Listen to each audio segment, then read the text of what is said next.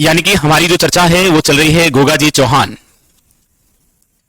गोगाजी चौहान के बारे में सफर शुरू हुआ था 1003, ये सफर पहुंचा था 1024 ईस्वी तक।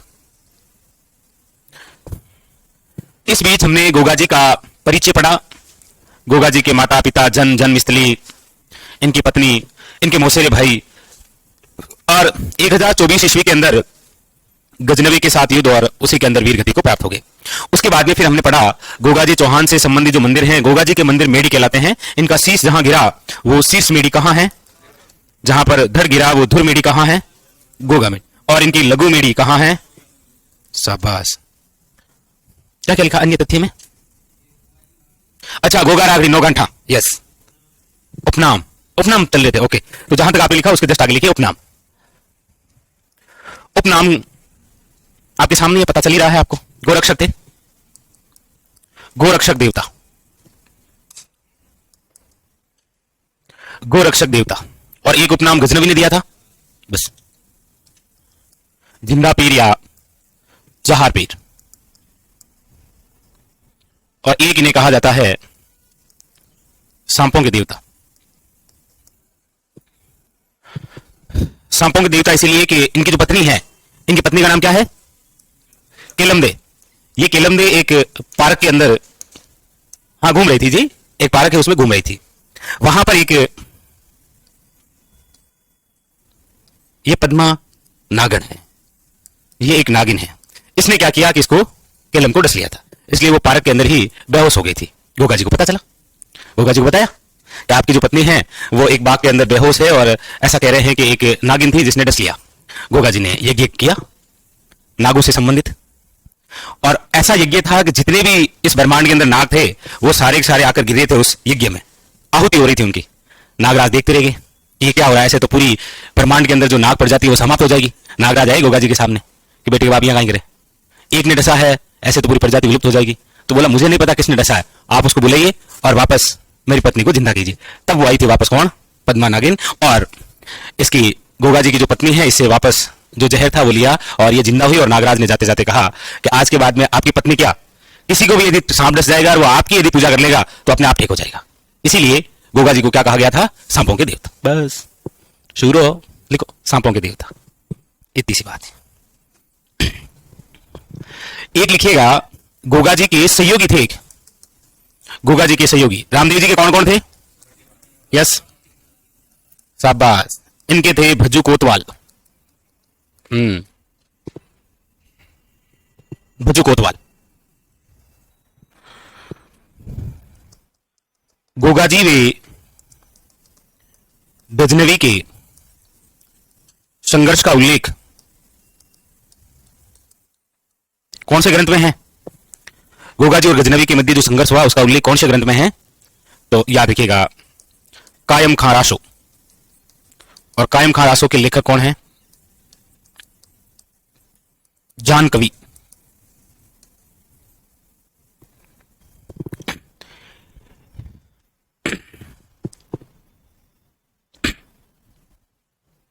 और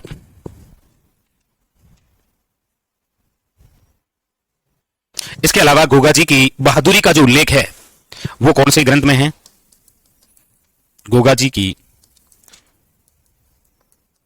बहादुरी का उल्लेख जिस ग्रंथ में है वो ग्रंथ है कौन सा, गोगा जी के रसावले। किसने लिखे,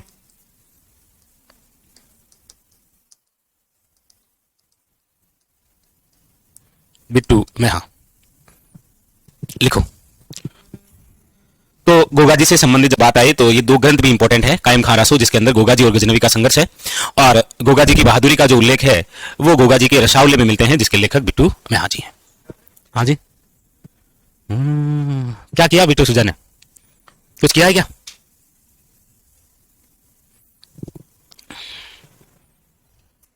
उसने भी बहुत प्रसिद्ध ग्रंथ लिखा है ना, कौन सा,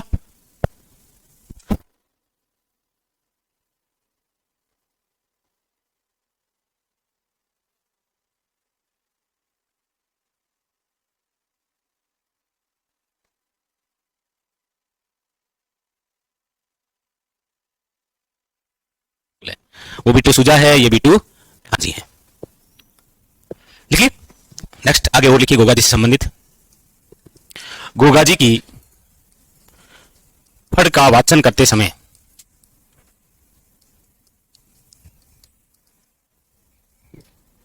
डेरू वे मंडल वाद्य यंत्रों का प्रयोग करते हैं। वाद्य यंत्रों का प्रयोग। गोगा जी का प्रतीक चिन्ह क्या है? गोगा जी का प्रतीक चिन्ह पत्थर पर अंकित सर्प।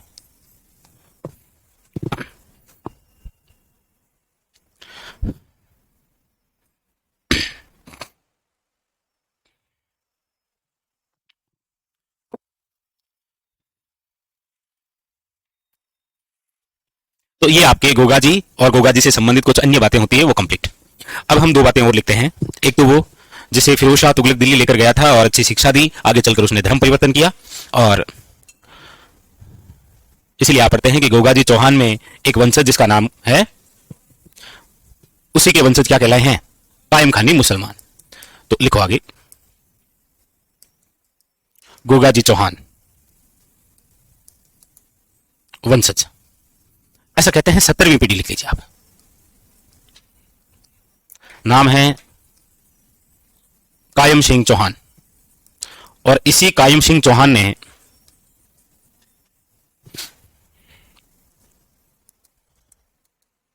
मुस्लिम धर्म स्वीकार किया, और इन्हीं के वंशज क्या कहलाए थे? कायम खानी मुसलमान।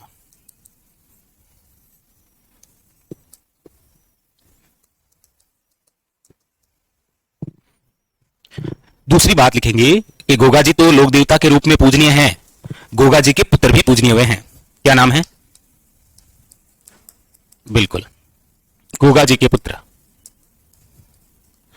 जिनका नाम है केसरिया कंवर जी,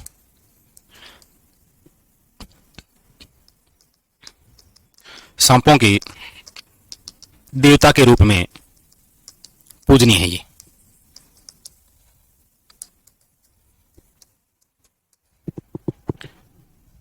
ठीक है, लेकिन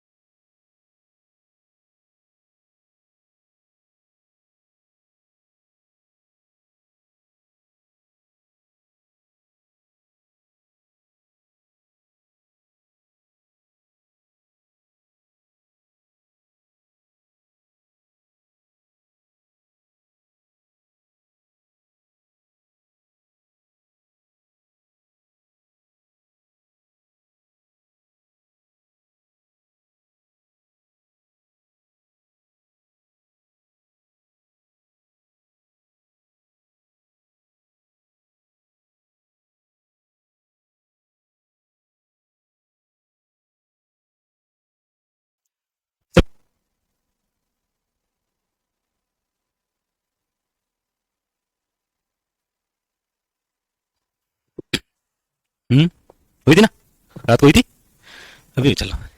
चलिए नेक्स्ट आगे, कंप्लीट गोगा जी। हेडिंग डालिए बाबूजी राठौड़। बाबूजी राठौड़, दो लोक देवता कंप्लीट हो चुके हैं। हम कोशिश करते हैं कि बाबूजी राठौड़ को भी हम कंप्लीटली पढ़ लें। बाबूजी राठौड़, स्थान का पुत्र राव दुहड़, राव दुहड़ का भाई धांधल, धांधल का पुत्र बाबूजी राठौड़। लीजिए सबसे पहले इनका जीवन परिचय। जीवन परिचय, जीवन परिचय में थोड़ा थोड़ा परिचय हम कर लेते हैं। जन्म कब हुआ है?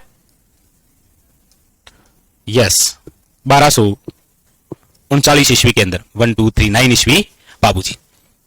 गोगा जी 1003 विक्रम संवत। इनकी जन्मस्थली,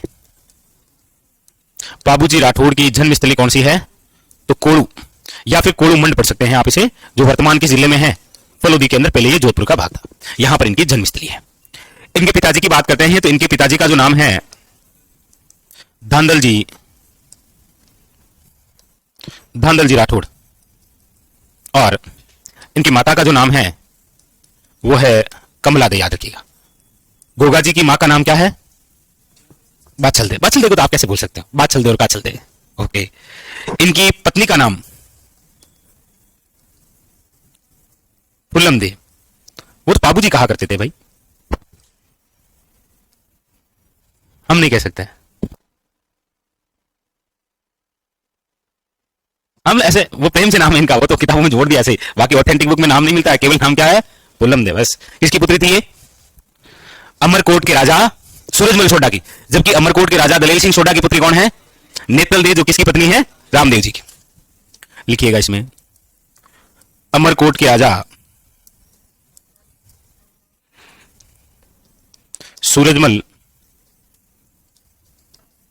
सोडा की पुत्री।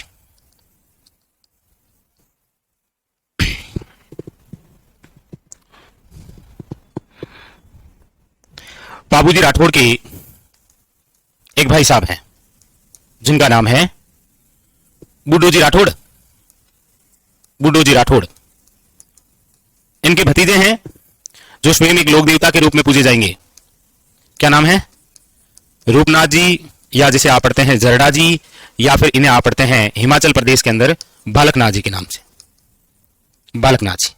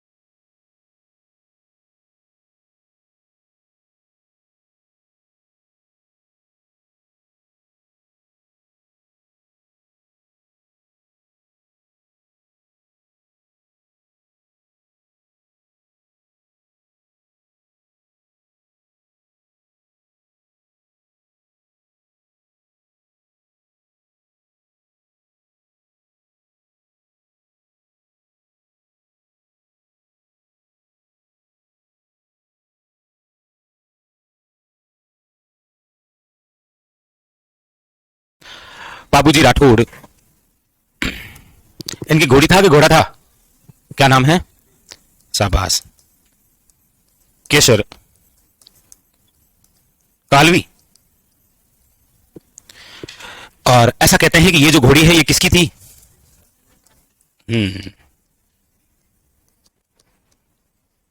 देवल चारणी नामक महिला की, जो कि कहां की थी? बिजनोई गांव की थी, जो कि आपके कहां पर आता है? बाड़मेर, बिजनोई गांव बाड़मेर। और इनके गुरुजी कौन थे? शाबाश, ये अच्छा क्वेश्चन है। रामदेव जी के गुरु जी कौन थे? रामदेव जी बालीनाथ जी। गोगा जी के कौन थे? गोरखनाथ जी। और कौन थे? गोरखनाथ जी। और एम के कौन है? समर्थ भारती। इस घोड़ी के बारे में ये कहा जाता है कि ये बाबूजी की मां थी जो वापस आई थी। मतलब कुछ बात ऐसी है कि बाबूजी के जो पिताजी है ना, धांधल जी, धांधल जी सूरा सूरा यहाँ जाएंगे जगह भाई साहब बेंगो नाव राव दूहड़, ये राजा थे। अगर आपके भाई पीएम है तो धांगत मजे ही जाए, ऐसा तो ही ना। धांधल जी के भी वजी थे। ऐसा कहते हैं कि एक बार धांधल जी घूमते घूमते एक तालाब के किनारे पहुंच गए। कहां पहुंचे ये? तालाब के किनारे। उसी समय इस तालाब के अंदर एक परी आई हुई थी। ओहो, कौन आ गई थी? परी। परी हमेशा ऊपर से ही आएगी, तो ये परी कहां से आई थी? ऊपर से आई थी और उस तालाब में स्नान कर रही थी। हम बचपन से सुनते आए हैं कि यदि कोई परी को तुच्छ मानव यदि देख ले तो फिर परी वापस यहां से जा नहीं पाती है, फिर उसको रुकना पड़ता है। धांधल जी ने उसी परी को स्नान करते हुए देख लिया। रापा फाट गई धांधल जी की और परी की, दोनों की। परी ने कहा, हे तुच्छ मानव, ये तूने क्या किया? काश तो 2 मिनट और रुक जाता तो मैं यहां से वापस चली जाती। धांधल जी ने कहा, यही तुम्हें नहीं चाहता कि तुम वापस जाओ, अब हम दोनों जाएंगे यहां से। परी ने धांधल जी की बात मान ली, क्योंकि परी को यही लेना है ना, इस तुच्छ मानव ने देख लिया। इसलिए परी ने धांधल जी के साथ जाना स्वीकार किया, लेकिन कुछ शर्तों के साथ। यह कहानी बिल्कुल उसी प्रकार है जिस प्रकार भीष्म का जन्म होता है, ऐसा कहता है। तो परी ने धांधल जी के सामने कुछ शर्तें रखी कि मैं चल तो लूंगी,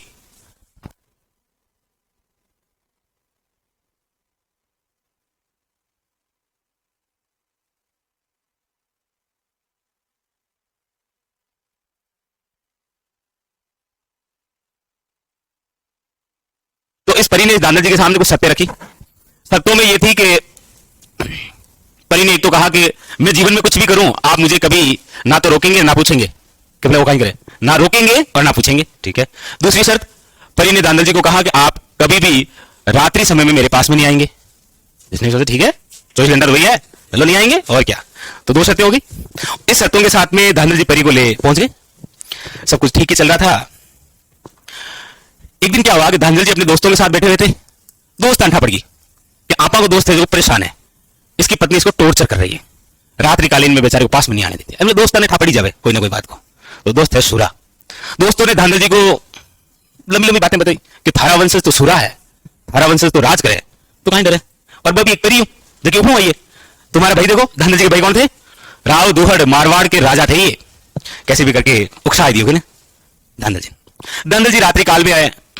परी ने मना किया था, लेकिन रात्रि काल में एक अवसर आया जब वो अपनी पत्नी के पास में गए। जो ही आडो होलियो रात की 9 बजे बिस्तर में देखिए एक शेरनी सो रही है। ये परी कौन थी? शेरनी।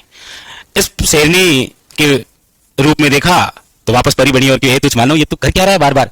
आदमी इसीलिए कह रहा हूं तुझ मानो, ये क्या है? तुझ मानो है, ई कह दियो आदमी मतलब अलग ही लेवल का। जैसे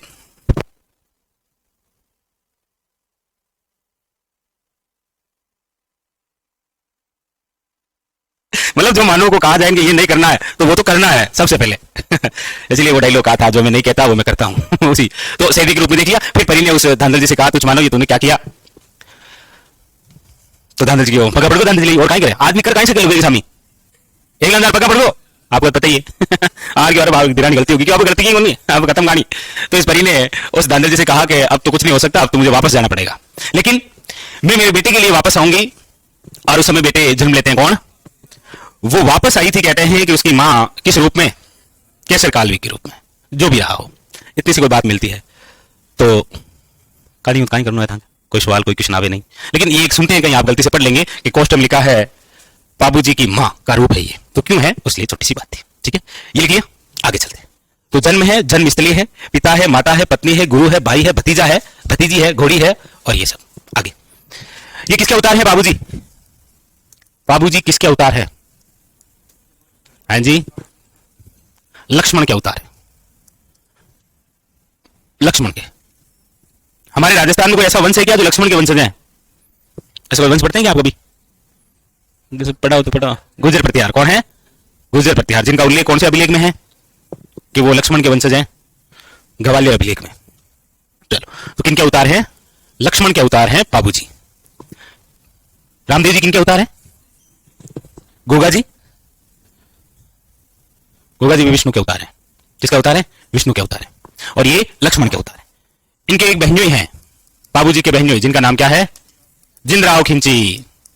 ये जाइल के हैं, जाइल बहनोई है, इसका मतलब इनकी बहन भी है, तभी तो बहनोई है। क्या नाम है बहन का? बाबूजी की बहन का नाम क्या है? हाँ,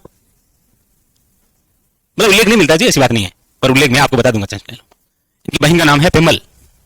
बाबूजी की बहन का नाम पेमल है, जिनके पति हैं कौन? जिनराव खिंची, जो कि बाबूजी की क्या है? बहनोई।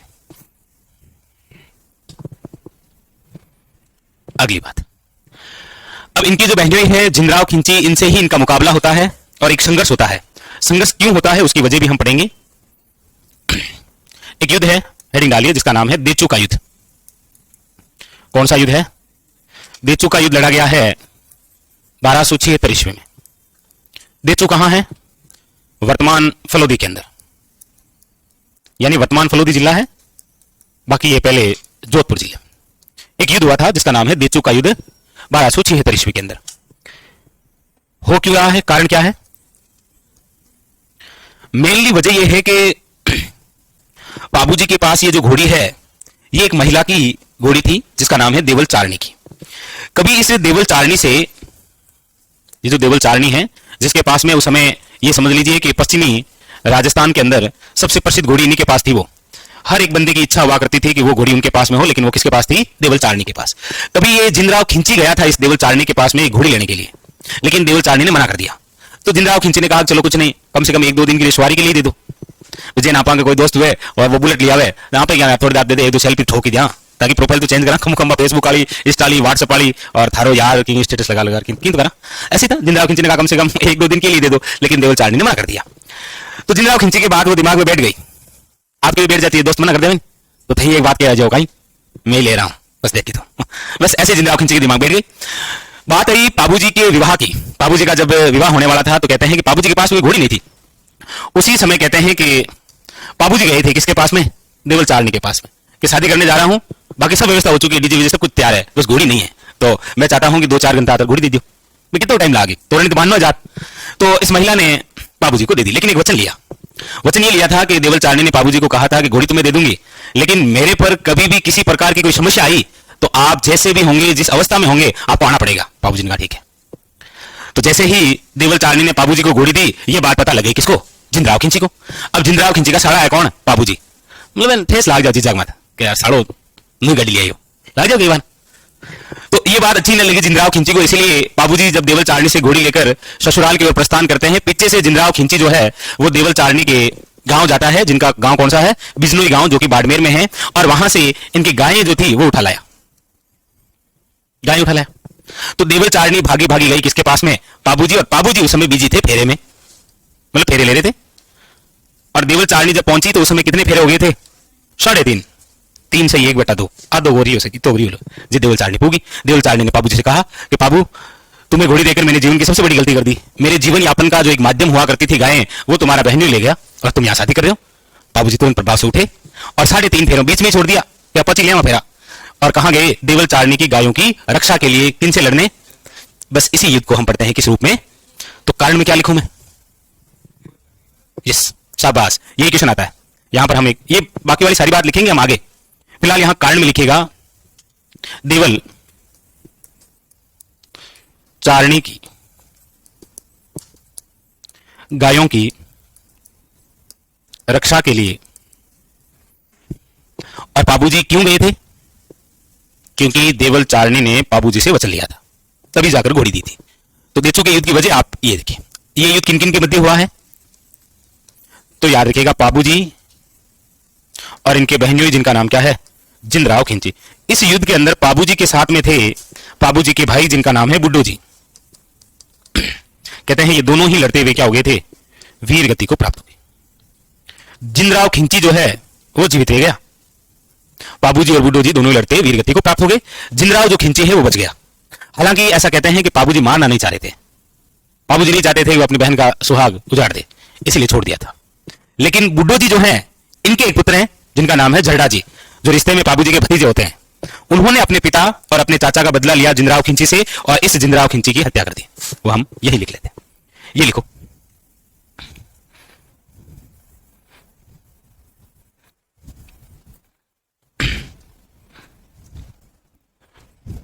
नोट, बुड्डोजी के पुत्र जरडाजी द्वारा जिंदराव खिंची की हत्या कर दी गई।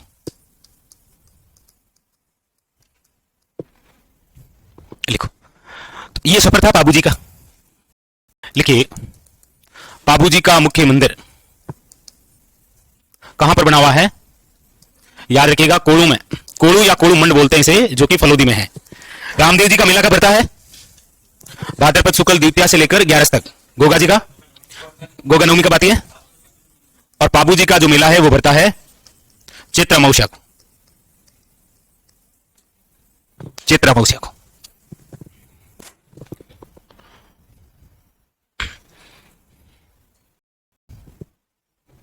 लिखिए ना सभी ने। चलिए अब लिखिए महत्वपूर्ण तथ्य। वो रामदेव जी वाले याद है क्या आपको?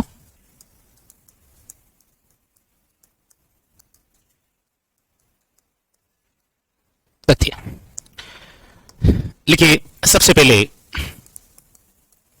चलो पाबूजी के उपनाम लिख लेते हैं कि पाबूजी को किन किन उपनामों से जाना जाता है। रामदेव जी को किन किन उपनामों से जाना गया था? रामसा पीर, रूणीचारा धनी, पीरों के पीर, सांप्रदायिक सद्भावना का प्रतीक और कुष्ठ व हैजा निवारक देवता। और गोगा जी को? ठीक है, पाबूजी को सबसे पहले गोरक्षक तो है ही, गोरक्षक देवता। उसके अलावा ऊंटों के देवता। अभी हम लिखेंगे आगे कि मारवाड़ में सर्वप्रथम ऊंट लाने का जो श्रेय है वो पाबूजी को दिया जाता है। और एक याद रखिएगा, प्लेग रक्षक देवता है ये। 3 ये नाम याद रखने के, इनके बारे में चर्चा भी करेंगे। दूसरी बात, पाबूजी के सहयोगी कौन कौन थे?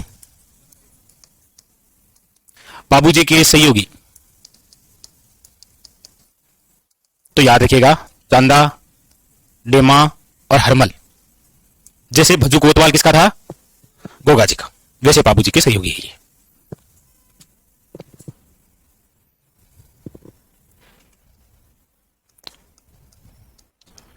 मारवाड़ में सर्वप्रथम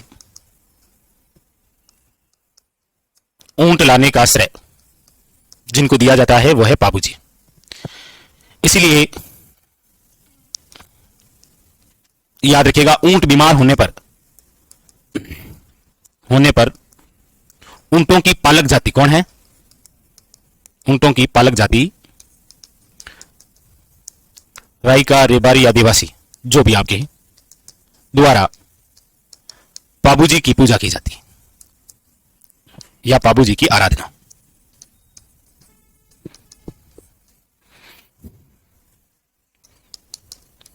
तो ऊंटों के देवता हैं कौन? पाबूजी। ऊंटों की देवी कौन है? अंता देवी, जो कि कहां है? बीकानेर में। अगली लाइन से, पाबूजी ने विवाह के समय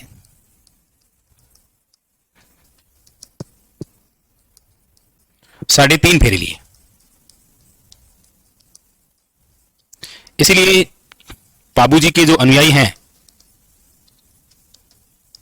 अनुयायी द्वारा विवाह के समय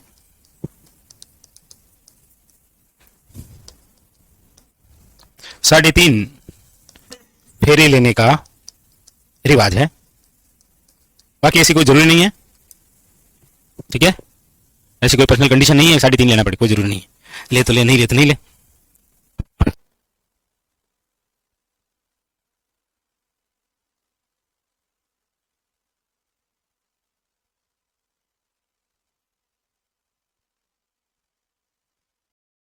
और बाप जी पहली बेटी ध्यान को ध्यान हो रहा है क्यों? हा? लेकिन विशेष रूप से कभी पूछे जाए तो ये थोड़ा सा याद रखें आप। अगली लाइन से लिखो, पाबूजी के अनुयायी।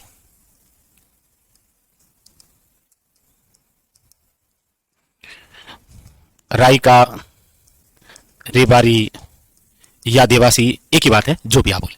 इसके अलावा नायक जाति, वैसे नायक जाति है ये, ठीक है?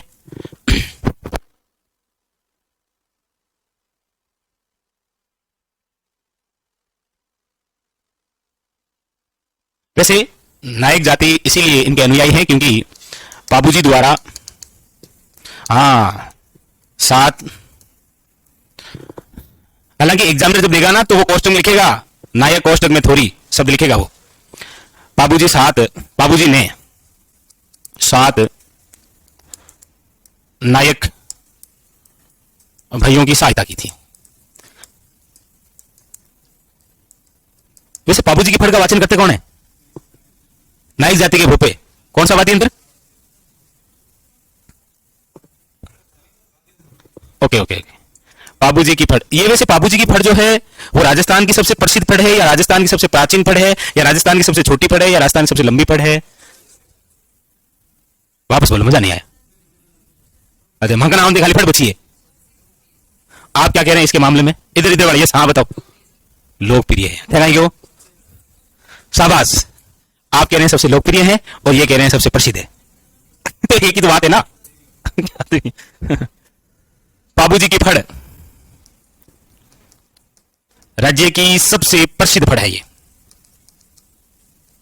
राज्य की सबसे प्रसिद्ध फड़। फड़ क्या होता है? वैसे हस्तकला में हम पढ़ेंगे बट यहां हम देख लेते हैं। फड़ से तात्पर्य होता है कि किसी भी कपड़े या पर्दे पर किसी ऐतिहासिक घटना, महापुरुष या फिर लोग देवी देवताओं का संपूर्ण रूप से चित्रांकन करना क्या कहलाता है? फड़। जैसे कोरोना काल आया था तो बड़े बड़े पर्दे लगाकर चित्रों के माध्यम से बताया गया था कि हाथ ऐसे धोने हैं, मास्क ऐसे लगाना है, बात ऐसे करनी है। वो भी एक फड़ थी। हाँ, फड़ हम पढ़ेंगे। राज्य की सबसे प्रसिद्ध फड़ है, याद रखिएगा, बाबूजी की फड़। और राजस्थान की सबसे प्राचीन फड़ किसकी है? शाबाश। बाबूजी की फड़ का वाचन कौन करते हैं? नायक जाति के भोपे। और वाचन करते समय कौन सा वाद्य यंत्र प्रयोग करते हैं? तो याद रखिएगा, रावण हत्ता। वैसे बाबूजी की आराधना में कौन सा नृत्य करते हैं? आराधना के समय नृत्य थाली क्या बजाते हैं? नृत्य माठ क्या बजाते हैं? माठ नामक वाद्य यंत्र। माठ। रावणता। रावणता किस प्रकार का वाद्य यंत्र है? शाबाश, बिल्कुल बिल्कुल बिल्कुल।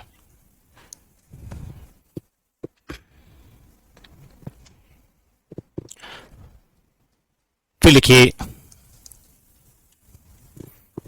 चलो ग्रंथ लिख लेते हैं 3। ये लिखो,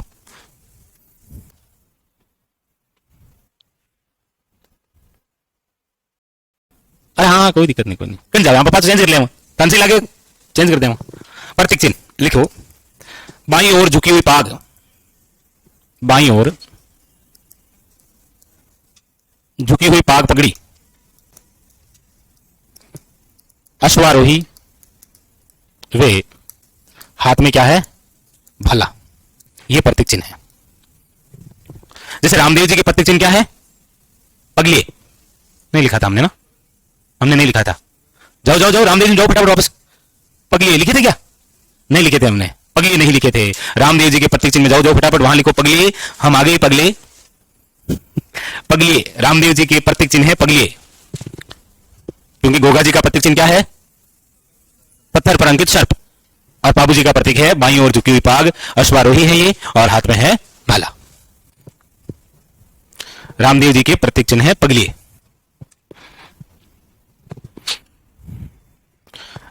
आगे लिखो,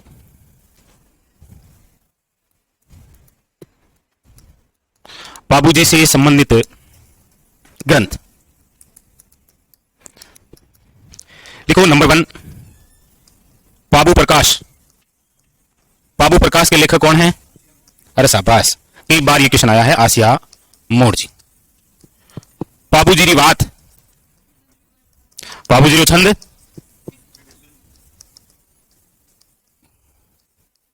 बिट्टू जी सुजा। बिट्टू सुजा ही तो है ना? बिट्टू मेहा, कौन सी रचना?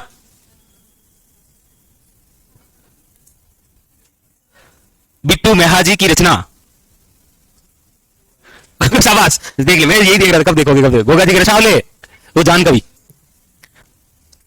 बाबूजी री बात, आज क्या है, बहुत मौसम ज्यादा खराब है ना, इसीलिए। लक्ष्मी कुमारी चुंडावत। ये 3 ग्रंथ लिखे इनसे संबंधित। बाकी जो है बाबूजी चंद के लेखक कौन थे? इसमें लिखा नहीं लिखा? नहीं देख लो, लिखा नहीं लिखा? okay. बाबूजी का जीवन परिचय पढ़ा पूरा कंप्लीटली? ठीक है, इसका मतलब माने बाबूजी कंप्लीट हो चुके हैं ना। हेडिंग डालिए नेक्स्ट। आज भी आ गई, ये गलत बात है। चलिए तो फिर जहां तक आपने लिखा उसके जस्ट आगे हेडिंग डालिए हड़बूजी सांखला। ठीक है, हड़बूजी सांखला।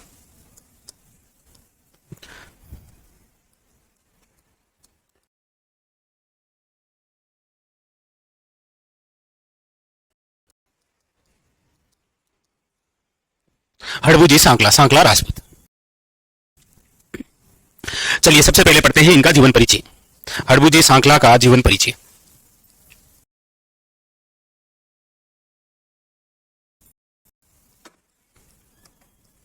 जीवन परिचय।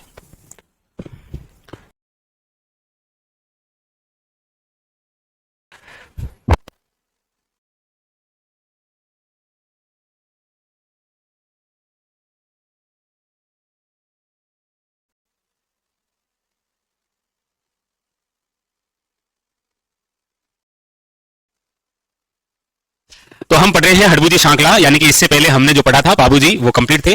अब हम चर्चा करने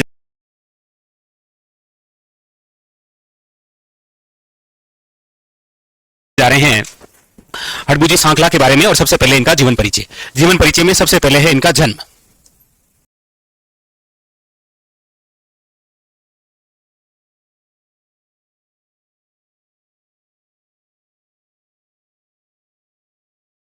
संवत के अंदर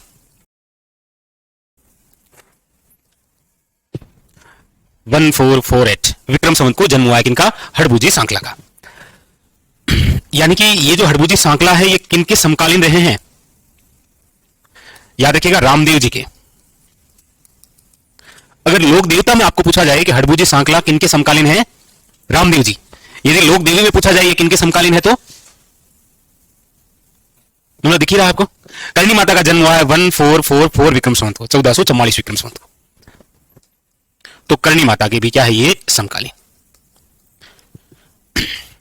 एक आप लिखिएगा, मारवाड़ के शासक हैं जिनका नाम है राव जोधा के समकालीन। आप कह देंगे सर ऐसे तो पूछ लिया मेवाड़ के कौन से महाराणा के समकालीन है ये, तो वैसे बता ही दोगे आप, कुंभा हो जाएगा ना, क्योंकि जब इधर जोधा है तो उधर कौन है? कुंभा। हालांकि नहीं पूछेगा, ये इसीलिए पूछेगा क्योंकि इनके साथ संबंध रहा है। क्या रहा है वो भी हम पढ़ेंगे। तो इनका जन्म हुआ है, हालांकि जन्म के बारे में जानकारी जो है वो बहुत कम पुस्तकों के अंदर उल्लेखित है, इसलिए पूछा भी नहीं जाता है। ठीक है, अब बात करते हैं इनके जन्मस्थली की। हड़बूजी सांखला जो है इनकी जन्मस्थली कौन सी है? तो याद रखिएगा वो है आपके बुंदेल गांव। कौन सा गांव है? बुंदेल गांव। भेड़ बुंदेल बोलते हैं, वैसे पास में एक और गांव भी है, ये नागौर में। तो कौन सा गांव है? बुंदेल गांव, जो कि आपके कौन से जिले में आता है? नागौर के अंदर। यहां पर इनका जन्म हुआ है। लेकिन कहते हैं कि छोटी ही अवस्था के अंदर, यानी कि ये जब 13-14 साल के थे तब तक इनके माता पिता सबकी मृत्यु हो गई थी। ये दुखी रहने लगे थे, इसीलिए सब कुछ गांव जिला सब कुछ छोड़ के ये कहां आ गए थे? बाल्य अवस्था में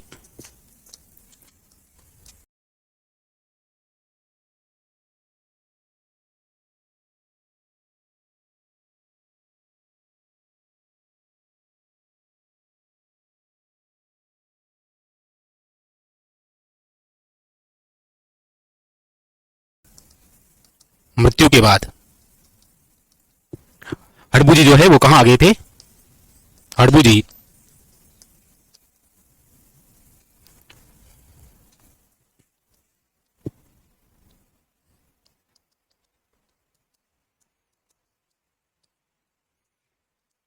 कहां आ गए थे? कौन सा गांव है ये? क्या लिखा हुआ ये है? कौन सा गांव है ये? हरभजन, शाबाश। हरभम जल गांव, जो कि कहां पर आता है? फलोदी के अंदर। यहां पर आ गए, यहां पर रहने लगे। फिर ये जो हड़बूजी सांखला है ये रामदेव जी के क्या है? मौसेरे भाई। रामदेव जी के मौसेरे भाई। तो रामदेव जी ने इनको समझाया कि देख भाई, जीणो और मरणो तो भगवान के हाथ में है, कहीं कर सका। भाई मौसा मौसी की बात कहीं कर सका, लेकिन आप अपना जीवन ऐसे खराब करेंगे तो उचित नहीं है ना। माँ बाप क्या सोचेंगे ऊपर से देख रहे होंगे तो हौसला देते हैं ना, मोटिवेशन। किनको किया गया था? हडबू सांकला को, रामदेव जी द्वारा। तब रामदेव जी के कहने पर हडबू सांकला ने शिक्षा प्राप्त की थी और इसीलिए इन्होंने अपना गुरु बनाया था किसे? बालीनाथ जी को। बालीनाथ जी ने इनको समझाया कि ये जो जीवन है ये कितना अनमोल है और ये जीवन आप इन्हीं अच्छे कार्य के लिए लगाइए, तभी आपका जन्म हुआ है।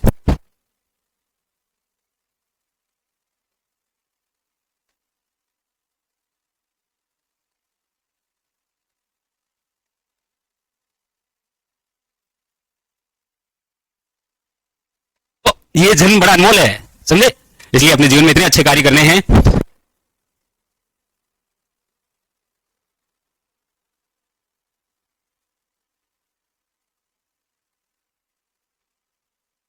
तो बालीनाथ जी जो है इन्होंने अच्छी शिक्षा दी हडबू सांकला को। हडबू सांकला ने मानव कल्याण के लिए जो कार्य चुना था वो था अपंग गायों के लिए चारा लाने का।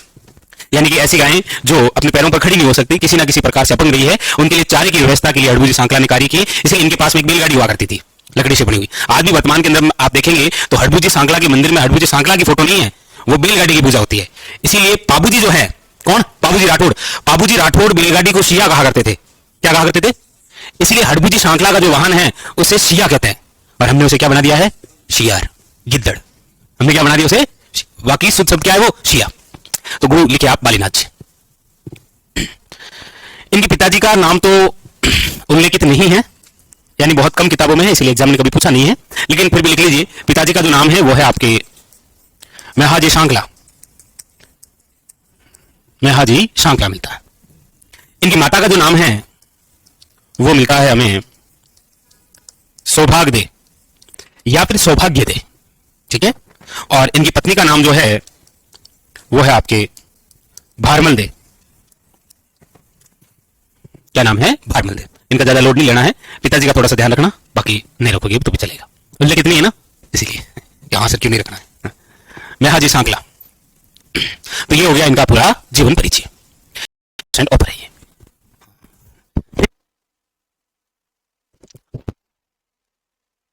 लिखो आगे जी, आगे लिखो। तो ये तो हो गया इनका जीवन परिचय। आज हम इनको क्यों याद करते हैं? कार्य, कौन सा कार्य किया था इन्होंने? तो लिखेगा इन्होंने अपंग या पंगु गायों के लिए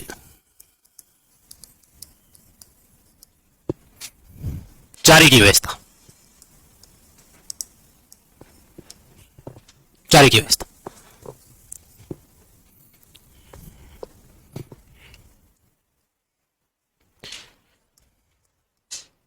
लकड़ी से निर्मित बैलगाड़ी से चारा लाने का कार्य करते थे। एक तो कार्य यह था इनका। दूसरा कार्य, एक घटना की वजह से इतिहास में आज हम हडबू जो सांकला है इनके बारे में हमें एक तो मिलता है कि ये वचन सिद्ध पुरुष थे, जो कह देते थे वो बात सिद्ध थी। ये लोगों का हाथ देखकर भविष्य बता देते थे।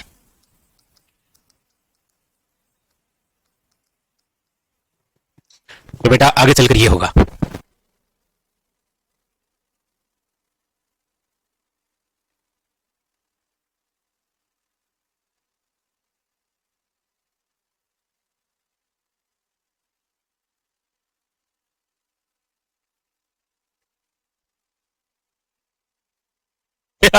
तो वचन सिद्ध पुरुष थे और भविष्य दृष्टा थे, ये हाथ देकर भविष्य बताया करते थे। ऐसी घटना हमें कहां मिलती है इतिहास में, अभी हम चर्चा करेंगे। इसके अलावा सगुन शास्त्र के ज्ञाता भी कहते हैं इनको। दूसरा कार्य इन्होंने किया था कि जब ये बैलगाड़ी से चारा लाने का कार्य किया करते थे, क्योंकि ये जिस क्षेत्र में आए थे ना, बुंदेली गांव नागौर छोड़कर ये जिस क्षेत्र में आए थे, वर्तमान फलोदी जिले के अंदर ये गांव आता है, और फलोदी जिला गलती से रह गया ना, निरस्त नहीं हुआ है, तो ये फलोदी जिले में आए थे। और इस समय यहां पर जो शासक थे उनका नाम है राव जोधा। राव जोधा संघर्ष कर रहे थे मंडोर जीतने के लिए, क्योंकि मंडोर जो है ये मंडोर पर अधिकार किया था आड़ा हिंगोला और अक्का सिसोदिया, आपने नाम सुना हो तो इन्होंने, और ये बात है कुंभा के समय। तो बार बार राव जोधा प्रयास कर रहे थे मंडोर जीतने का, लेकिन जीत नहीं पा रहे थे। तब हडबू सांकला ने उनका हाथ देकर कहा था कि बेटा इस बार आपकी विजय होगी, और इसके लिए एक कटार भी दी थी। इसीलिए इनको इतिहास में क्या कहा गया? भविष्य दृष्टा, वचनसिद्ध पुरुष और सगुण शास्त्र के ज्ञाता। तो कार्यों के अंदर ही लिखिएगा, हड़बू जी ने राव जोधा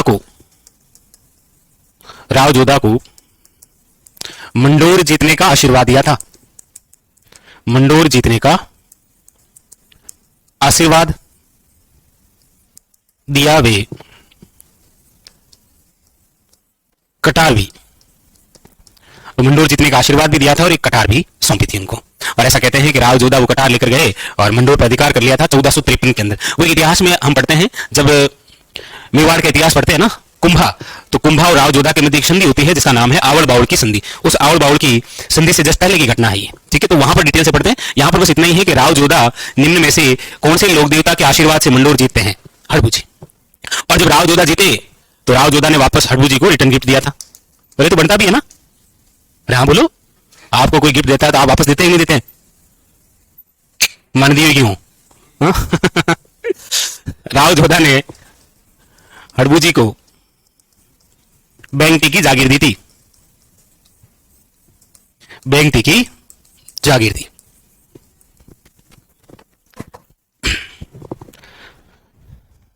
और बैंगटी स्थान वर्तमान फलोदी जिले में, यह भी आगे हम लिखेंगे, ठीक है। तो ये इनके थोड़े से कार्य बिल्कुल बताएंगे।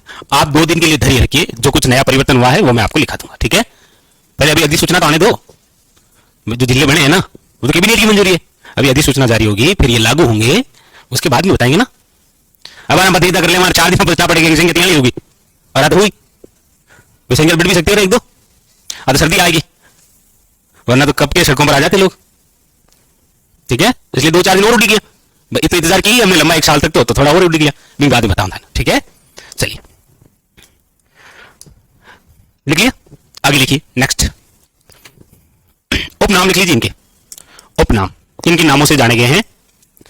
तो वचन सिद्ध पुरुष है ये,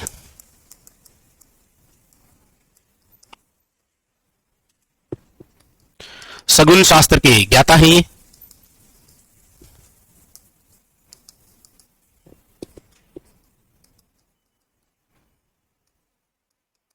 भविष्य दृष्टा।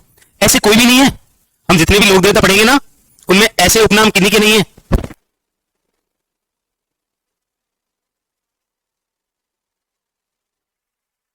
हाँ, सांकला राजपूतों के आराध्य देव है ये, सांकला राजपूतों के आराध्य देव, ये इनके उपनाम। फिर इसके बाद में लिखिए इनका मंदिर। इनका जो मंदिर है वो आपके कहां पर बना हुआ है? बेंगटी के अंदर। बेंगटी कहां पर है? फलोदी के अंदर। इस मंदिर का निर्माण किसने करवाया है? ना, महाराजा अजीत सिंह ने। जल्दबाजी में राव जोधा नहीं करके आना है ना, राव जोधा ने बेंगटी जागीर के रूप में दी थी इनको कि ये स्थान आज से आपका है, चाहे गायन सेवा करो चाहे करो। और आगे चलकर महाराजा अजीत सिंह ने यहां पर क्या बनाया है? मंदिर। ये बात है 1721 ईस्वी की, 1721 के अंदर महाराजा अजीत सिंह द्वारा। और इनके मंदिर में लकड़ी से निर्मित बैलगाड़ी की पूजा होती है। बैलगाड़ी की क्या होती है? पूजा। और इनका जो वाहन है वो है सिया, हालांकि हमने इसको क्या बना दिया है? शियार। बाकी बैलगाड़ी को कहते हैं शिया, है जी। निर्मित यहां पर निर्मित लिखो, लकड़ी से निर्मित बैलगाड़ी की पूजा। हाँ, यही सोच रहे थे लकड़ी से बैलगाड़ी की पूजा कैसे हैं। चलो, और उसके बाद में फिर है इनका मेला। बेंगटी में ही बढ़ता है। कब बढ़ता है? भादवे में, भाद्रपद माह। कॉस्ट में लिखा ना 5 सितंबर अभी भरा था, मतलब वो तिथि फिक्स नहीं है जी। हालांकि इनका जन्म जरूर हुआ है, भाद्रपद कृष्ण अष्टमी को हुआ है, लेकिन भाद्रपद माह के अंदर अभी 5 सितंबर को मेला भरा था इनका।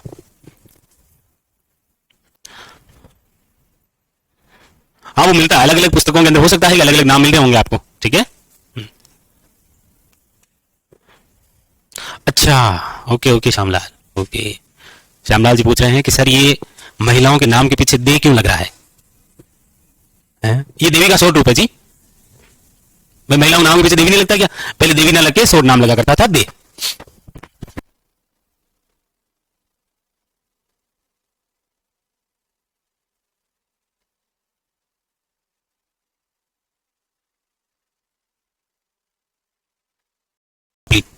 इतने सारे क्वेश्चन इनसे बनते हैं।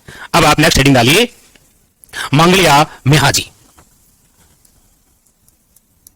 मंगलिया मेहाजी, इनका नाम क्या है? मेहाजी। इनका नाम क्या है? मेहाजी। मंगलिया जो है वो क्या है? हाँ सही है, सही। आप गलत बता सको yes. देखो जब इनका जन्म हुआ था ना, उसके बाद में फिर ये ननिहाल में ही रहते। ननिहाल वालों ने कहा कि मतलब थांगे 2-4 और जाए मां के टाबर गुनी, इसलिए मेरा का भड़ियन। तो आज की मंगलिया है ना, ये इनके ननिहाल वालों की गोत्र है जो इनके नाम से जाने गई है। हालांकि इनका जो जन्म है वो पवार क्षेत्रीय जाति में हुआ है। ये मंगलिया जो है इनकी क्या है? ननिहाल पक्ष की है। चलो इनके बारे में क्या क्या क्वेश्चन आते हैं वो लिखिए। सबसे पहले इनका जीवन परिचय कर लेते हैं। मंगलिया मेहाजी जीवन परिचय। सबसे पहले इनका जन्म जो है वो हुआ है आपके, इनका जो जन्म है वो है आपके 13वीं शताब्दी में। 13वीं शताब्दी यानी कि विक्रम संवत की आप बात करेंगे तो 1338 विक्रम संवत में इनका जन्म हुआ है, इनका मंगलिया मेहाजी का। इनका जन्म, तो इनके समकालीन की बात कर लेते हैं। मंगलिया मेहाजी जिनके समकालीन हैं वो है रावचुंडा। किनके समकालीन है? रावचुंडा। और रावचुंडा मारवाड़ के राठौड़ शासक है। रावजोधा के समकालीन कौन? हड़बुजी सांकला। और इनकी जन्मस्थली, इनकी जन्मस्थली कौन सी है? बापी ने कभी ऑप्शन में नहीं आया तो तापू गांव, वो पास में है जी, वहीं तापू गांव के अंदर, जो कि आपके कहां पर है? फलोदी। फलोदी जोधपुर जिला भी आ जाए, जोधपुर रियासत आ जाए, मारवाड़ रियासत आ जाए, एक ही बात है। इनके पिताजी का जो नाम है, अब देखो इनके पिताजी और माताजी का जो नाम है वो अलग अलग पुस्तकों के अंदर अलग अलग प्रकार से मिलता है, क्योंकि ये ननिहाल रहा करते थे। तो ननिहाल में जब इनको प्रसिद्धि प्राप्ति हुई तब लोगों ने कहा कि आदमी किसी गांव को एक बैठा को काम है। जैसे आपका गांव में कोई प्रसिद्ध बाबा है, हालांकि ये लोग देवता है, तुलना करना तो गलत है, लेकिन समझाने के लिए, जैसे गांव में कोई बाबा है बहुत चमत्कारी, तो आप पता करना इकट्ठा का है। जहां पंठा पड़ा रहे यूपी का है, बस छापड़े यूपी नहीं आले है तो राजस्थान की है, धनी अडकोटा बाराबूंदी ऐसे। तो जब ये प्रसिद्ध हुए तब लोगों को पता चला कि ये जहां पर रहे हैं ये इनका ननिहाल है। बाकी वास्तव में इनका जो संबंध है वो पवार फैमिली से रहा है, इसलिए माता पिता के नाम में थोड़ा सा ऊपर नीचे मिलता है।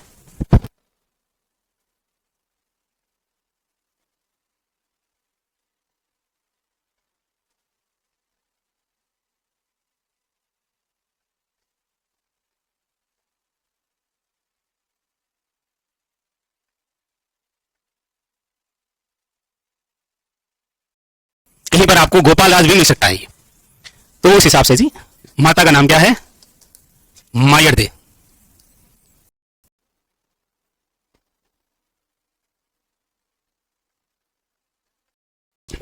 इनके उपनाम के बारे में लिख लीजिए। इनका उपनाम, ये मंगलियाओं के इष्ट देवता हैं। इष्ट देवता मंगलिया जो है ये इनके ननिहाल पक्ष की क्या है? गोत्र है, याद रखना, ठीक है। इनका वाहन क्या था?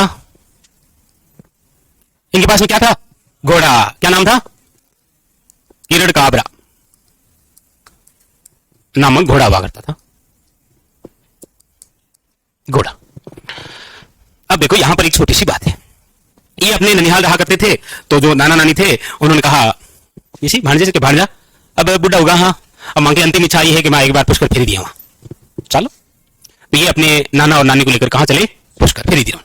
और हो सके वो महीनों कार्तिक हो गए, क्योंकि आप आगे मारवाड़ में और ग्रामीण क्षेत्रों के अंदर, हालांकि सभी राजस्थान के अलग अलग क्षेत्रों में आप सुनते हैं कि कार्तिक माह के अंदर हमारे राजस्थान में बहुत सारी ऐसी झीलें बनी हुई है जिसमें स्नान करना शुभ माना जाता है।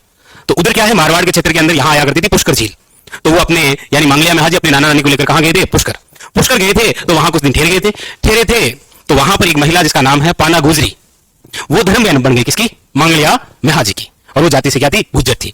और गुजरों के पास में उस समय जीवन यापन करने का तरीका क्या था? गायें हुआ करती थी, तो उनके पास में भी बहुत सारी गायें थी। तो इनकी जो धर्म बहनें हैं वो कौन है? पाना गुजरी। कहां की थी ये? पुष्कर की। तो धर्म भाई बना लिया, कह दिया कि कणी लगे यहाँ की धर्म कोई मुसीबत है तो हेलो पाड़ ले, आधी रात के तैयार में था। तो हुआ भी एक समय ऐसा कि इस समय जैसलमेर के एक शासक हुआ करते थे जिनका नाम था रणक देव भाटी। वो आक्रमण करते हैं पुष्कर पर, और उसी बीच पाना गुजरी की जो गायें हैं वो उठाकर लेकर चला जाता है कौन? रणकदेव भाटी। पाना गुजरी आती है और मांगलिया मेहाजी से सहायता मांगती है। मांगलिया मेहाजी उन गायों की रक्षा करने जाते हैं और रणकदेव भाटी से युद्ध करते हुए वीर गति को प्राप्त हो जाते हैं। इसका मतलब इससे पहले हमने चाहे गोगा जी को पढ़ा चाहे पाबू जी को पढ़ा, उसी प्रकार मांगलिया मेहाजी भी वे लोक देवता हैं जो गायों की रक्षा करते हुए वीर गति को प्राप्त हो गए थे। देखो जैसलमेर की रणकदेव भाटी से पाना गुजरी की गायें बचाते हुए मांगलिया मेहाजी वीर गति को प्राप्त हुए। वीर गति को प्राप्त।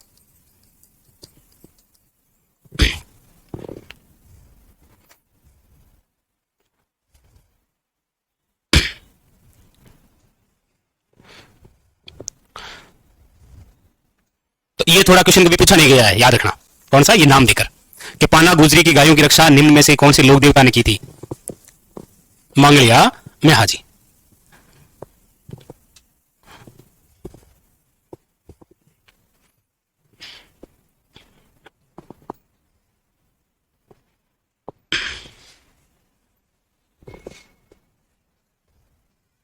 लिखो इनका मंदिर, मांगलिया मेहाजी का मंदिर।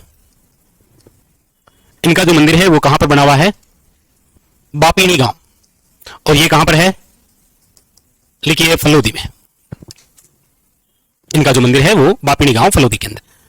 इनका जो मेला है वो कब? तो याद रखिएगा भाद्रपद कृष्ण अष्टमी। इस दिन क्या आती है? किसकी? कृष्ण की। इस दिन हमारे राजस्थान में 3 मेले भरते हैं। कौन कौन से? नरहट के पीर झुंझुनू, ठीक है, एक आपके सामने लिखा हुआ है और एक आपको पता है, ठीक है। भाद्रपद कृष्ण अष्टमी, इस दिन क्या है? कृष्ण जन्माष्टमी।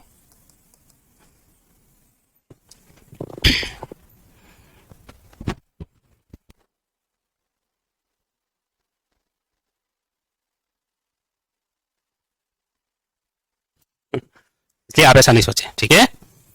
तो मंदिर लिखिए बापीनी गांव। और मेला कहां भरता है? बापीनी के अंदर। और कब भरता है? भाद्रपद कृष्ण अष्टमी को। कंप्लीट। ये बात कंप्लीट हो गई किसके बारे में? मांगलिया मेहाजी। इनके बारे में एक बात और हमें विशेष प्रकार से मिलती है कि इनके मंदिरों में जो पुजारी होते हैं, पुजारी जो भूपे होते हैं, उनकी वंशवृद्धि नहीं होती है। यानी कि वो अपना वंश किस प्रकार से चलाते हैं? गोद लेकर। तो एक ये बात थोड़ी और लिखिए आप। मांगलिया मेहाजी के पुजारी जो भूपे होते हैं, भूपा, इनकी वंशवृद्धि नहीं होती है।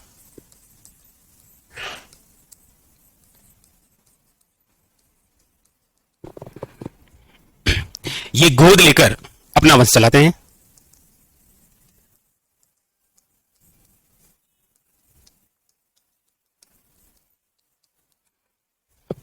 ये भी एक क्वेश्चन है जो भी आ सकता है। बस कंप्लीट।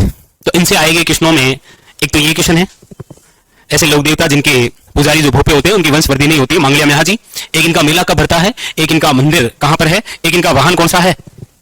क्या नाम है? कंप्लीट। तो हम जो पढ़ रहे थे लोक देवता, लोक देवताओं में जो पंचपीर, वो कंप्लीट। कॉपी कर दो बंद। शाबाश, अति उत्तम, शाबाश, क्या बात है। कॉपी कर दो बंद। ओके। मतलब मैं इस ठंड में आपको परेशान नहीं करना चाहता ना, समझे? क्या समझे? मैं करूंगा, परेशान करूंगा मैं। आप बोर्ड पर ध्यान दो केवल।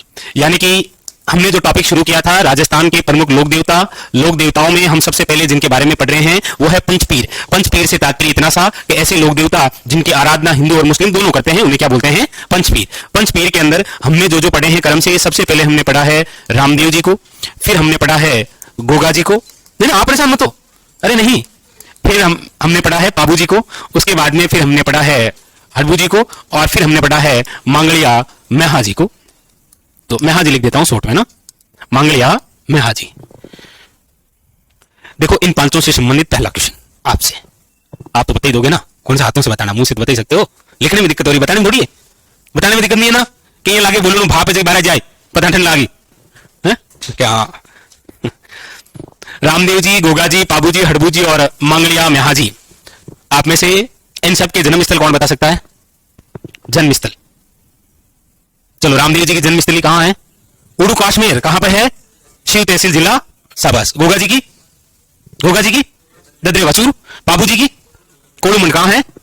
और हड़बू जी की शाबाश बुंडेल गांव नागौर। और म्याहा जी की तापू फलोदी। यहां तापू है, यहां पर बुंडेल है, यहां पर ददरेवा है, सॉरी कोड़ूमंड है, यहां पर ददरेवा है और यहां पर कौन सा? उड़ू काश्मीर। यहां उड़ू काश्मीर है, यहां पर कोड़ू है, ददरेवा है, यहां पर कोड़ू है, यहां पर अरे बुंडेल भटनी नहीं, बुंडेल बुंडेल। यहां पर कौन सा है? तापू। यहां पर कौन सा गांव है? यहां पर कौन सा है? यहां पर कौन सा है? यहां पर कौन सा है? और यहां पर कौन सा है? रामदेव जी की पत्नी का नाम क्या है? किसकी पुत्री थी वो? और गोगा जी की पत्नी का नाम है? कुलमदे। और बाबू जी नाराज हो गए इस बात को लेकर, तो वो बाबू जी की है ना, किलमदे। गोगा जी को कौन से लोक देवता के रूप में जानते हैं आप? इनके उपनाम क्या है गोगा जी के? सांपों के देवता, क्योंकि इनकी पत्नी को सांप काट गया था, पद्मा नागन आई थी, याद नहीं? हाँ साहब भाई, हाँ बाप जाएगी तो धास मिल जाएगी। तो गोगा जी की पत्नी का नाम क्या था? किनकी पुत्री थी वो? ऐसे हर बात अमरकोट में क्यों जा रहे हो? थे मनी बताऊंगे, थे अनून पत्नियां करो, पता नहीं क्या क्या कर रहे हो, किसकी पत्नी कहां उठा के रख रहे हो, किसकी पुत्री बता रहे हो। अरे रामदेव जी और पाबू जी, ये दो ऐसे लोक देवता हैं जिनका ससुराल कहां है? अरे ये तो पे से पाबू जी और फे से फुलमदे है। पे और फे मतलब ठीक नहीं है, ये मैं तो ऐसे ही बता रहा हूं। फुलमदे किसकी पुत्री थी? पाबू जी। ये हमारे कंप्लीट हो गए। चलो छोड़ो, कोई नहीं, जिसकी जो है अपने पास ही रखना इनको, और बताना नहीं किसी को। घर जाकर आपको अपनी कॉपी में ये सब इस प्रकार से लिखने हैं, ठीक है? जहां पर इनकी जन्मस्थली आपको लिखनी है। आ गया? चलो, तो रामदेव जी, गोगा जी, पाबू जी, हड़बू जी और मांगलिया म्याहा जी। मांगलिया म्याहा जी ने संघर्ष किनके साथ किया था? जैसलमेर के राणकदेव भाटी के साथ। किनकी गायों की रक्षा की थी? पाबू जी ने कौन किनकी गायों की रक्षा की थी? देवल चारणी की। पाबू जी की घोड़ी का नाम क्या था? और मांगलिया म्याहा जी के घोड़े का नाम? हड़बू जी का वाहन कौन सा था? गोगा जी के वाहन का नाम क्या था? और रामदेव जी के? रामदेव जी ने कौन सा ग्रंथ लिखा था? कौन सा पंथ चलाया था इन्होंने? गोगा जी ने कौन से व्यक्ति से युद्ध किया था? गजनवी से। कब किया था? 1024 के। चलो ठीक है, कल पढ़ी आना ना, फिर पूछूंगा, वरना मैं और पूछूंगा पता नहीं थे और भाजी की नहीं बनाओ। चलो हेडिंग डालो। ये तो थे हमारे पंचपीर। अब हम पढ़ेंगे दो महावीर, जिसमें सबसे पहले हेडिंग लगाइए तेजा जी, वीर तेजा जी, वीर तेजा जी। सबसे पहले इनका जीवन परिचय। जीवन परिचय हेडिंग डालिए वीर तेजा जी, और सबसे पहले इनका जीवन परिचय। जीवन परिचय में लिखिए सबसे पहले इनका जन्म। इनका जो जन्म है वो कब हुआ है? 1074 ईस्वी में। हो सकता है कहीं पर आपको 1073 भी मिले। 1074 ईस्वी को इनका जन्म है, ठीक है? वैसे क्यों गिरा है? कौन सी तिथि को हुआ था बता सकते हो क्या? चतुर्दशी कौन सी? माघ। माघ पक्ष कौन सा? शाबाश। चलो फिर लिखो जन्मस्थली। जन्म और जन्मस्थली। जन्मस्थली जो है वो है आपके कहां पर? खरनाल गांव, खरनाल नागौर। इनका जो जन्म है वो कौन से गोत्र में हुआ है? तो लिखिएगा धोलिया, धोलिया जाट। इनके पिताजी का नाम क्या था? पहाड़ जी धोलिया। इनकी माता का नाम क्या था? रामकुंवरी, रामकुंवरी। ये स्वयं किनके अवतार थे? ये किनके अवतार थे?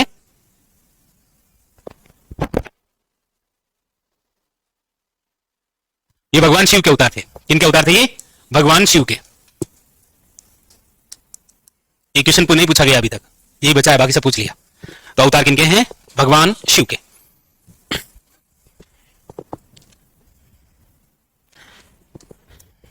इनकी बहन का नाम क्या है? इनकी दो बहनें थी। क्या नाम है इनकी बहन का?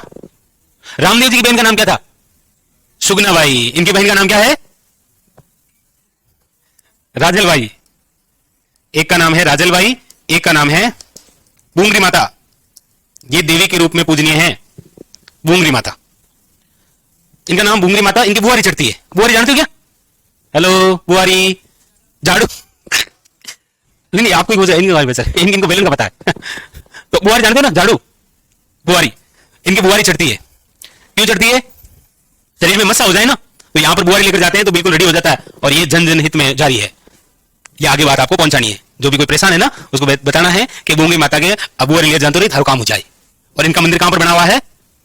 यही खरनाल के अंदर ही। इनका मंदिर जो है वो आपके खरनाल में, खरनाल नागौर। लिख दो, मस्से का इलाज होता है, मस्से का इलाज।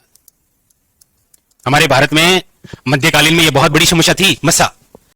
अंग्रेज आते बाहर से, ऑपरेशन करते और खुश होता, और वो बोल क्या चाहिए तो वो कहेंगे 10 बीघा खेत केले 15 बीघा। हकीकत है।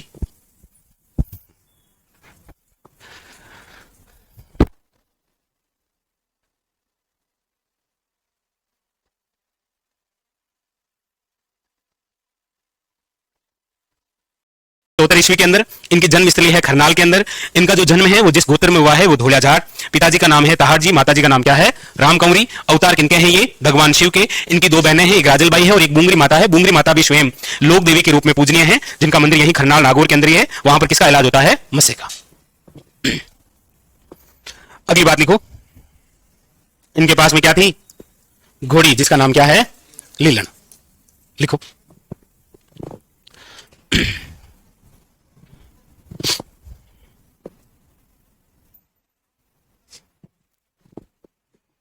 लिखिए।